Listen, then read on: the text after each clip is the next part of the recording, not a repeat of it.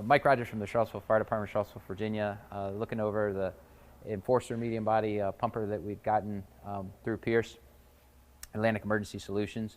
Our department was looking to add in a permanent reserve apparatus. We were looking for something with a little bit quicker turnaround, so we were able to get Atlantic to provide us a couple different options through the portfolio that they brought us. We dialed it in as close as we could to some of the frontline rigs that we had, able to make a few alterations based on where the truck was in production. So walking around the rig, we'll look at a few of those options we were able to adjust with the build. Starting on the front bumper, we had switched over to the bumper that we have more standard on our frontline apparatus, which enables us to carry not only supply line, but a 200-foot inch and 3/4 pre-connect off of the front bumper as well.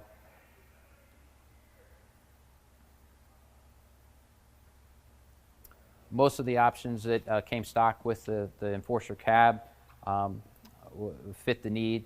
There weren't too many changes that we needed to make around or in the cab. We did add the David Clark intercom or headset system in to the interior of the cab. Most everything in the interior front portion is pretty much stock as it came.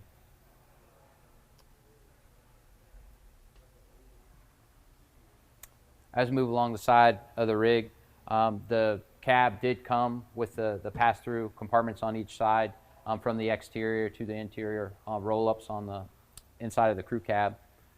Inside the crew cab in the back, we did add a horizontal cross compartment over the engine tunnel that'll enable us to be able to secure our drug box, medication storage, as well as a heart monitor. The seating arrangement is on a movable track that came stock with the build, so we're able to move those seats kind of laterally as we need to accommodate any equipment or riding positions in the rear. Moving down the side of the truck, it's a 1,500 gallon per minute pump, waterless, standard design, standard discharge array. Typically on our frontline apparatus, we are running mostly rear pre-connects. We don't have many apparatus currently that have a cross-lay configuration, so that will be a slight change with this piece of apparatus going into that permanent reserve status. But as far as pre-connect counts, we're able to stock off of this rig the way it was configured, at least be able to play off the same amount of discharges that we would on a custom-built rig. The only real addition that we did to the pump assembly, not truly to the pump, is the addition of a foam cell and a pickup that will show you on the officer's side as we get around that side of the truck to enable us to hook a duct or two, a discharge on the other side of the rig without having a total foam system on the truck. The medium body with the roll-up doors, no real change to the stock configuration as it was designed. We did add on the hard sleeve trays and the signboards to the top of the body of the truck. Our frontline apparatus have flat roofs as opposed to the 10-inch raised roof cab on this. So we had been stowing the hard sleeves on top of the cab, but with this configuration, we were able to put the trays up, and the trays are black with the black signboard, which matched our frontline fleet with the black top part of the truck kind of continuing down, so it breaks it up a little bit. With the black over the cab, we were able to catch it in the production line soon enough to change that from white over red to black over red with a change order in the build. But on the rear of the truck, we just settled for the signboards and the trays with the hard sleeves that'll go in them to have that kind of continuation. As we move around to the rear of the apparatus, no real changes to speak of on the back. We did add some extra hose bed dividers in. One more will go in the bed as well. The ladders for this stock truck were inboard. Most of ours on our frontline apparatus now are outboard.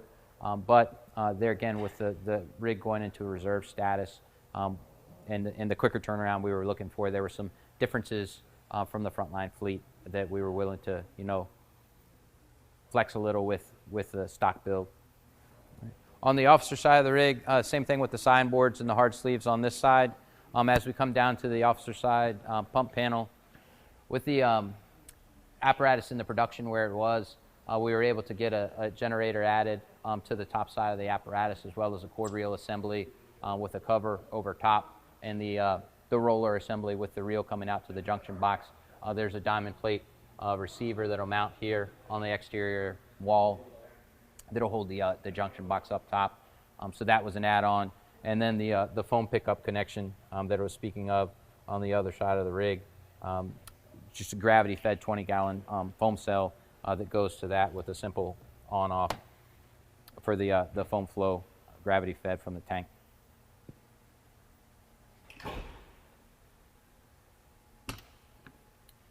The other side of the crew cab, there again with the horizontal locking compartment and storage areas.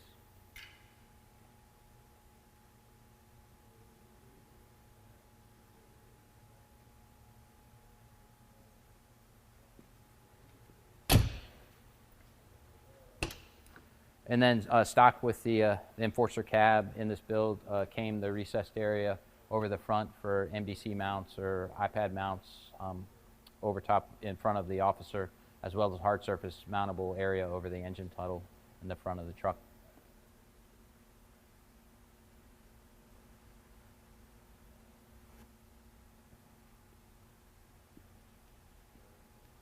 Well, thank you for taking a look at Engine 3 with us.